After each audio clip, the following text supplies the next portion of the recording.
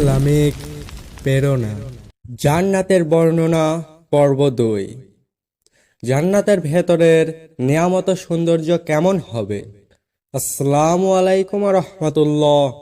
প্রিয় ভাই ও বোনেরা, জান্নাত হলো এমন এক স্থান যেখানে নেই কোনো কষ্ট, দুঃখ, অভাব কিংবা মৃত্যু। আল্লাহ বলেন, জান্নাতে যা কিছু রয়েছে তা চোখ কখনো দেখেনি, কান কখনো শোনেনি, আর কোনো মানুষের হৃদয়ে কল্পনাও করেনি। সহিহ বুখারী হাদিস। জান্নাতের ভূমি, যেখানে থাকবে মুক্তার মতো চকচকে মাটি, সোনা ও রূপার রাস্তা, কস্তুরী ও কফুরে ঘ্রাণ ছড়ানো বাতাস। জান্নাতের বাড়িঘর, জান্নাতীদের জন্য থাকবে সোনার ইট, রূপার ইট দিয়ে তৈরি প্রাসাদ। এক একটি ঘর হবে এতটাই বিশাল যে তা মাটির পৃথিবীর কোনো সীমাই মানে না।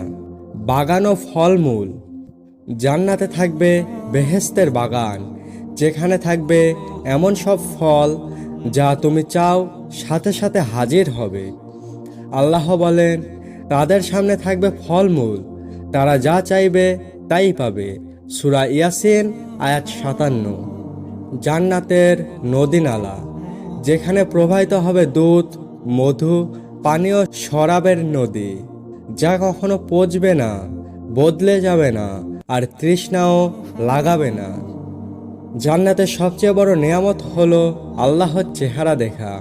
মুমিনরা কিয়ামতের দিন জান্নাতে আল্লাহকে সরাসরি দেখতে পাবে, যা হবে তাদের জন্য সবচেয়ে বড় পুরস্কার।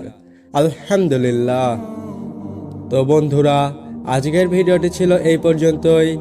পরের পার্টটা দিতে পারতেছি না, কারণ পরের পার্ট দিতে গেলে ভিডিও আরো বড় হয়ে যাবে। এই জন্য দেখা হবে পরের ভিডিওতে।